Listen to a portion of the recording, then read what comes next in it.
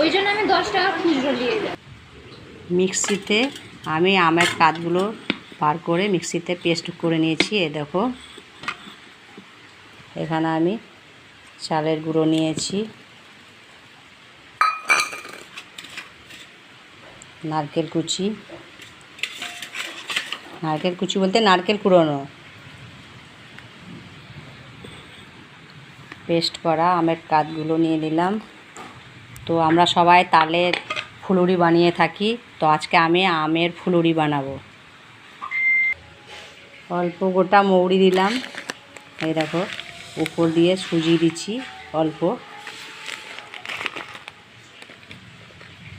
তারপরে চিনি দিলাম। এবার সব একসঙ্গে ভালো করে মেখে নেব। আমের ফুলুরি বানানোর জন্য আমার সব মাখা হয়ে গেছে ভালোভাবে। এদিকে আমি কড়াইয়ে সর্ষের তেল নিয়ে নিয়েছি, গরম হয়ে গেছে। এবার আমরা যেভাবে তালের ফুলুরি বানাই সেইভাবেই আমের ফুলুরিটা আমরা বানাবো।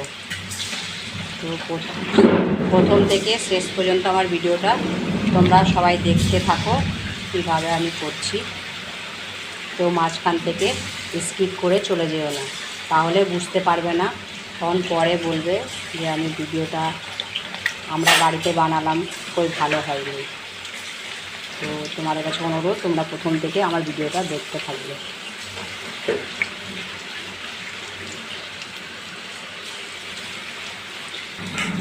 আমার 1 পিঠ ভাজা হয়ে গেছে, আমি উল্টে নিলাম আর 1 পিঠ। দেখো পুরো একদম তালের ফুলুরির মতনই হয়েছে, গোল গোল, আর কত সুন্দর কালার, একদম বাদামি কালার হয়ে গেছে। আমার এখানে কারেন্ট নেই, অন্ধকার, আমি অন্ধকারেই এগুলো করছি। কারেন্ট চলে গেল, দেখো অন্ধকার, কারেন্ট চলে গেছে, কিছুই দেখা যায় না, পুরো অন্ধকার। আমার ভাজা হয়ে গেছে, আমি এবার তুলে নিচ্ছি।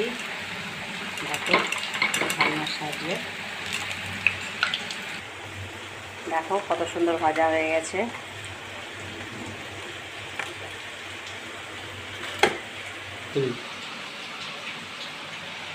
দেখো ফুলুরিগুলো আমার গোল গোল কেমন ভাজা হয়ে গেছে পুরো। তো এইরকম নতুন নতুন রেসিপি পেতে আমার ইউটিউব চ্যানেলটা সাবস্ক্রাইব করে দেবে তোমরা, আর পাশের বাটনটা টিপে বেলটা বাজিয়ে দেবে, যাতে নতুন নতুন তোমাদের কাছে ভিডিওটা পৌঁছাতে পারে। তো সবাইকে এখানেই রাখলাম, বাই।